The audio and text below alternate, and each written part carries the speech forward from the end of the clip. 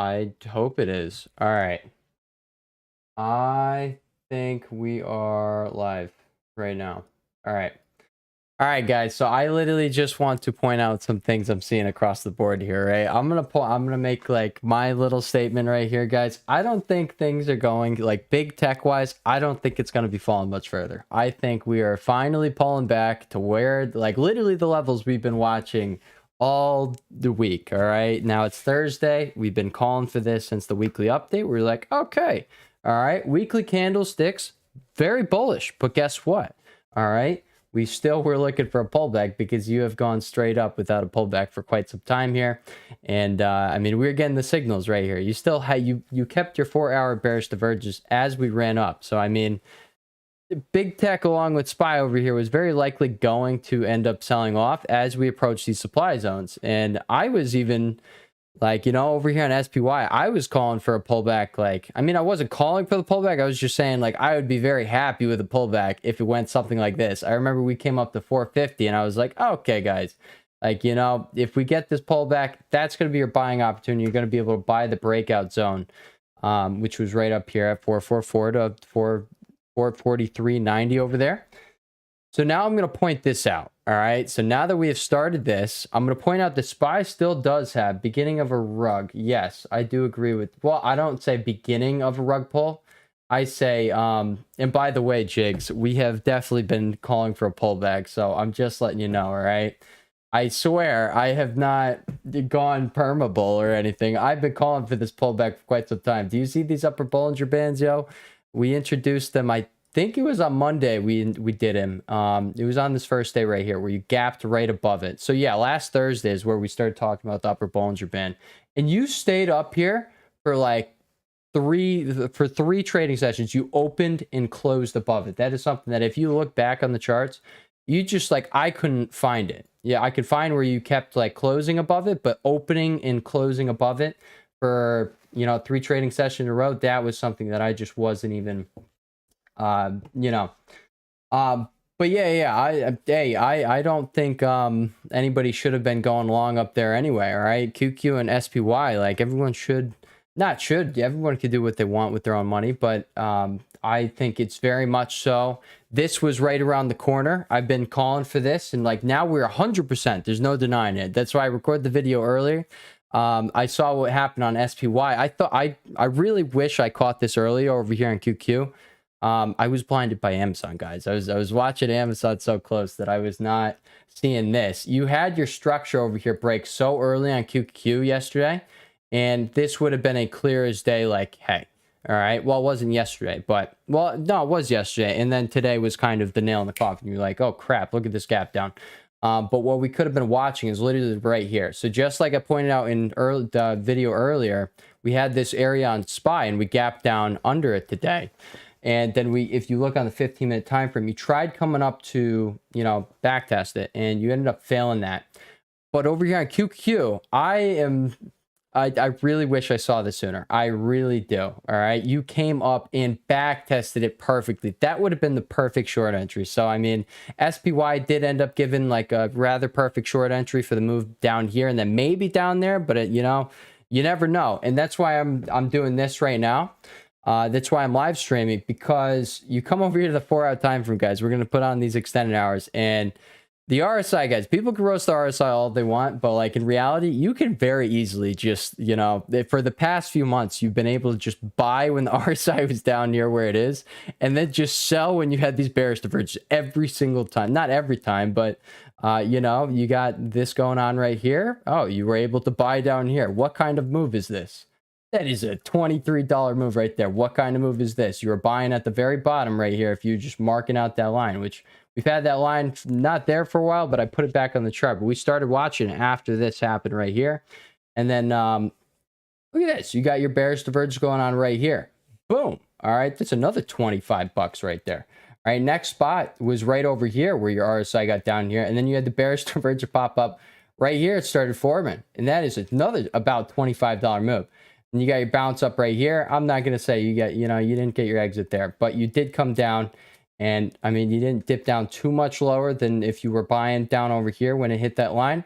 And then boom, what do we have? We have, I think we had another one right here. Yeah, we had like a little one, I think, right there. But regardless, I mean, you came up to the double top. We were watching for that. And then, you know, over here on SPY, it's been pretty much the same. Yeah, that's what I'm saying. Freaking like amazing gains on the long side. I'm going to be completely honest, guys. What this has showed me over the past few months is like, hey, all right, stop going against the freaking trend. And if you are going to go against the trend, you're going to be in and out. Like over here on SPY, guys, I don't want to hold short. Like I kind of have a SPY. I got like 4 contracts up of the what's it called, 452s for next Friday, and that is strictly like, it's not strictly a hedge, but you know, I do have longs on Amazon, and like right now, as of right now, I just got my I did do Tesla, guys. I'm gonna actually let's look at that. But 818, I think that's a really solid expiration if you want to start laddering into things. And again, do what you want with your own money, all right? And like, hey, you guys like me, you guys work hard for your money, so like, don't let someone on YouTube freaking tell you what to do. Do not fall into that trap, all right? But like, I'm just gonna point out right here, look at, like, again, I'm gonna bring up the RSI. People could call it a BS indicator all they want, but like in reality, all right, look at this. All right, that is a $45 move over there. Last time you got this buying opportunity was all the way down here. I understand you stayed down there for a while, but you know, until you really get proven otherwise, I mean, I don't think you're going to have a massive rug pull like over there. I will point out, you like, now I did think price was probably going to stop here. All right, I still think you're going to get a decent sized bounce coming out of here, just because of what I'm about to point out on QQ. I know I didn't get to it yet.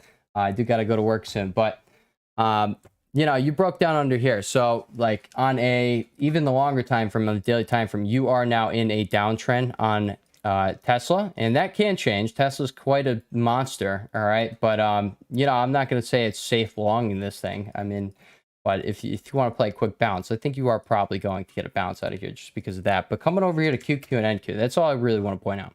That's the only thing I want to point out. Why I don't think we're going to fall much further than if you do, you're going to set yourself up for a big old bounce. And I think it's going to happen right here. And your boy is going to take, like, you know, I just started taking advantage of it, but I'm going to take more advantage of it if we get that tomorrow. We do have tech earnings next week. So, you know, those could end up, I'm not saying they're going to be a beat. That's 50-50, but you know, that would be a catalyst. And you also have FOMC next week, so that would also be a catalyst. Like we got Google earnings on the 25th over here, I believe. We have Amazon earnings, I want to say the 27th. Yeah, 27th. We have Microsoft. I think those are also on the 25th right there. Apple, I think that is a little further out. Yeah, August 3rd. All right. So, and then there's Meta, but you know, Meta is Meta, all right? Meta is Meta. I was seeing a lot of 300 puts hit the tape earlier on Meta, so there was so many Tesla puts hitting the tape. But guys, Tesla, you know, it goes crazy, all right? So many retail people are probably just big retail whales throwing their money. All right, let's get to it, all right? Last 12 times your RSI came down here, all right, guys, you had a very significant bounce. Last 12 times. Yes, I said it, all right? 12 times, all right? This goes up. You see that 138 days, guys? All right. I think it's 4 months off the top of my head, from March up until July. All right. 3rd month, 7th month, and now we're in that. So it's like 4.5 months we got going on here of data. And unless we are about to come down here and really just, you know, absolutely scrape the trend, and we are actually about to have a really big correction. All right. I think we're probably going to hold up right here. All right. Let me just put this up. I know I have it marked out on QQQ. Over here on NQ, I think it's probably going to be right here. So how much further down? You're talking 0.8% down. Now we're going to talk, no, before we do that, we're going to get it over with over here on QQQ, all right? You're very close to the level that we've been calling out for so long, all right? It has felt like so long since the thing just kept ripping without a pullback. I feel like I was probably calling for a pullback. They're saying it was starting to get likely somewhere over here. And like the thing just kept moving. And when I was saying it the other day, I was like, there was someone in the comments and he was like, you think you're going to get that big of a pullback or something like that? And I was like, listen, the thing just had I think it was a 7% rip. No, not 7% rip. I'm capping it, right? 4% rip. I would not be surprised to see, I think it was on this day right here. You know, I did like, dude, retracement right here. Oh, 7% rip. All right. I was right. 10% rep, I would not be surprised to see half of that get given back to be a retracement. And then if you do take a Fibonacci retracement here, All right, like these levels align so flipping perfectly, guys. Like it's not, I don't think it's going to be a coincidence. And then like, like I remember like all the way back over here, what we were watching, every time we got underneath it, we were like, okay, you're either going sideways or you're going to continue the downtrend until you have a close back over this 9 EMA here, which I actually have an SMA. So let's make that an EMA over here. All right, so that's that.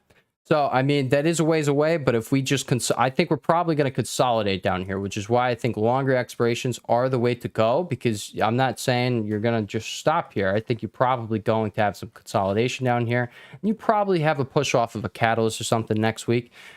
Just my opinion over there.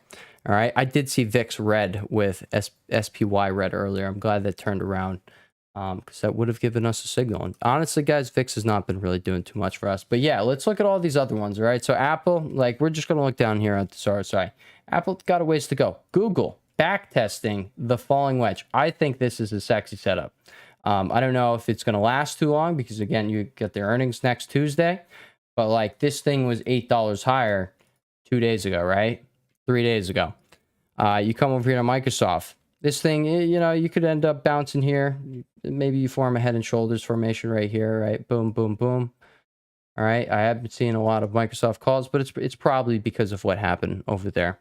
All right. Meta's fallen a decent amount now. No, Meta's really just hasn't corrected this whole time. But Amazon, look at this thing, all right? Amazon is literally having a $5 down day right now.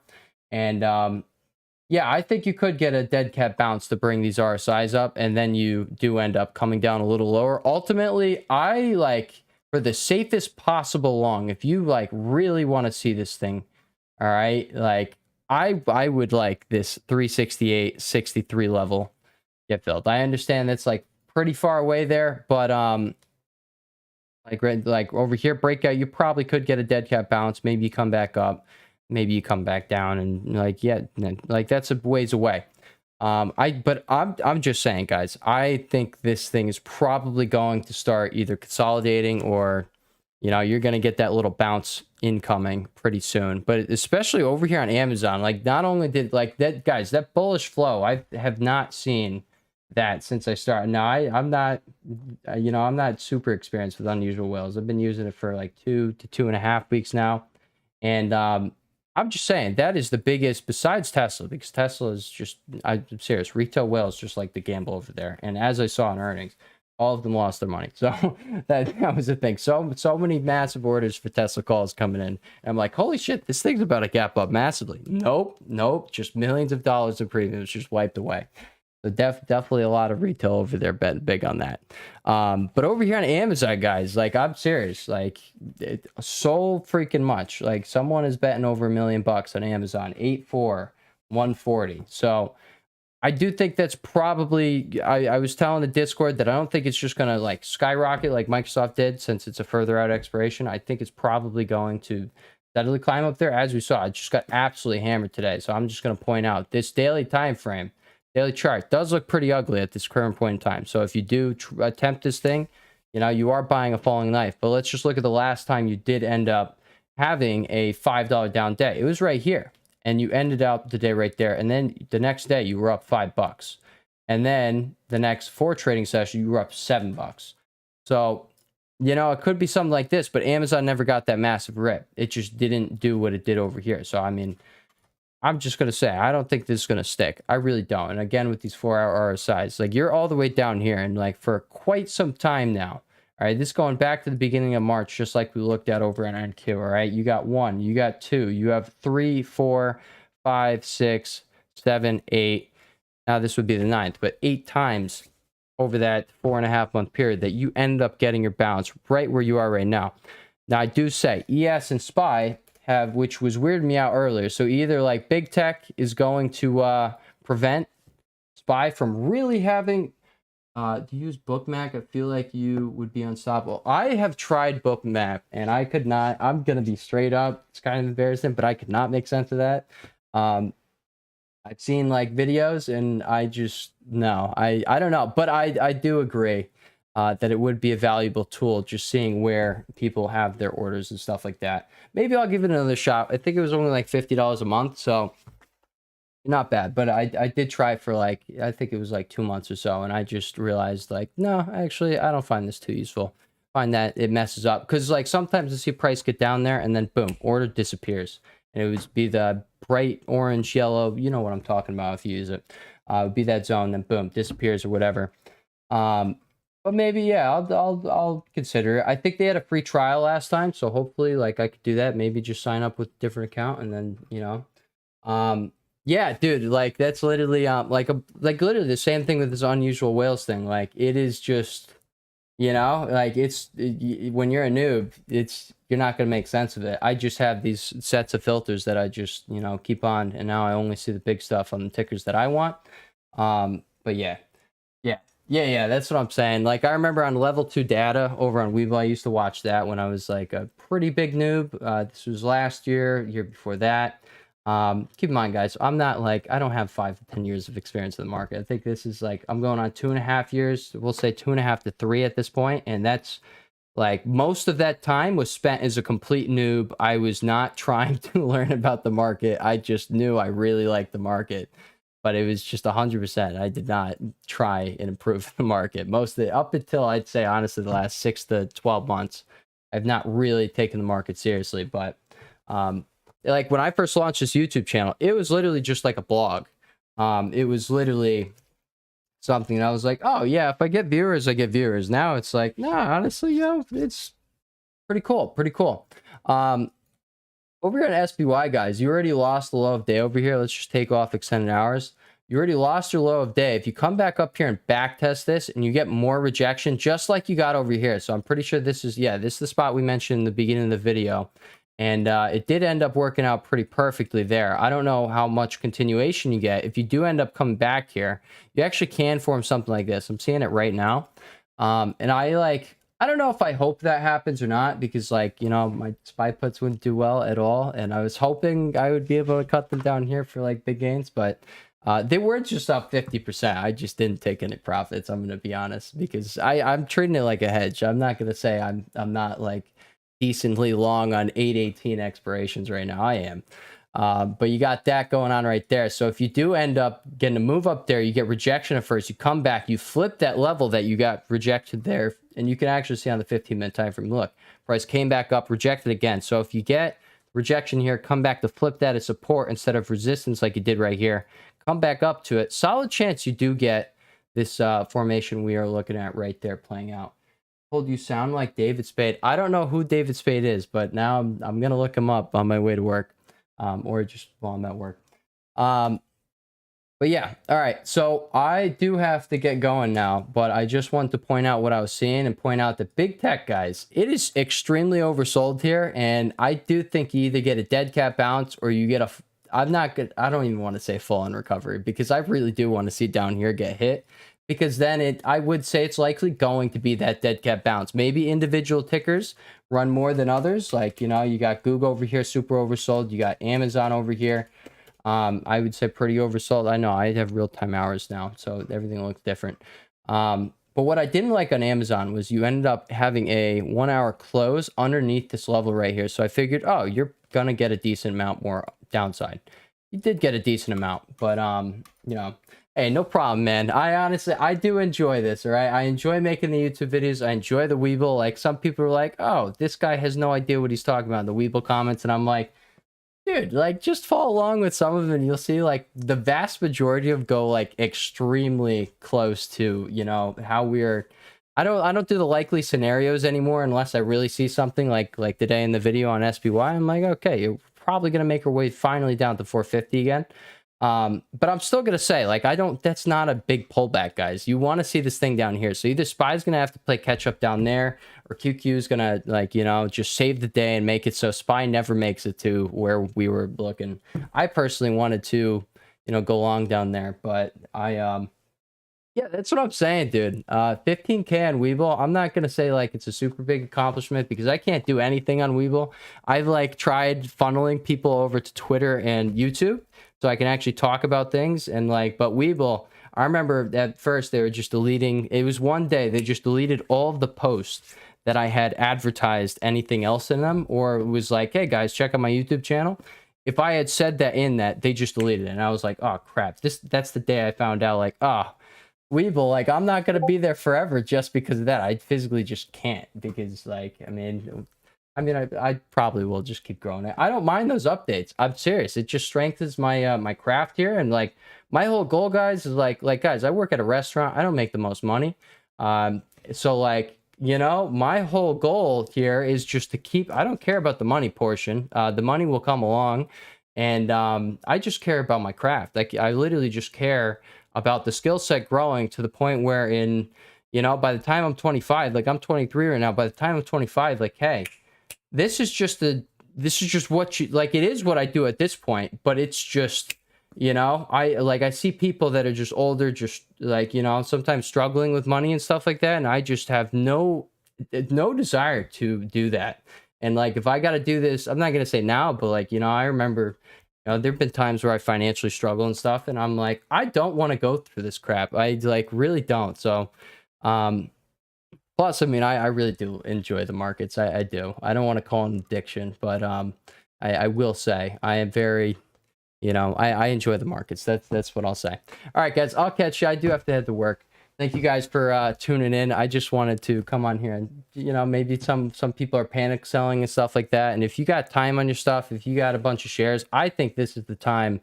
If you believe in this bull trend, all right, I think like until proven otherwise, you should be just, you know, I'm not saying do it now, but maybe if QQ gets down here, and if you want on individual tickers, like I was seeing Amazon and Google were just looking like, hey, you're probably going to not fall too much further here. Over here, you're already getting a decent bounce over there.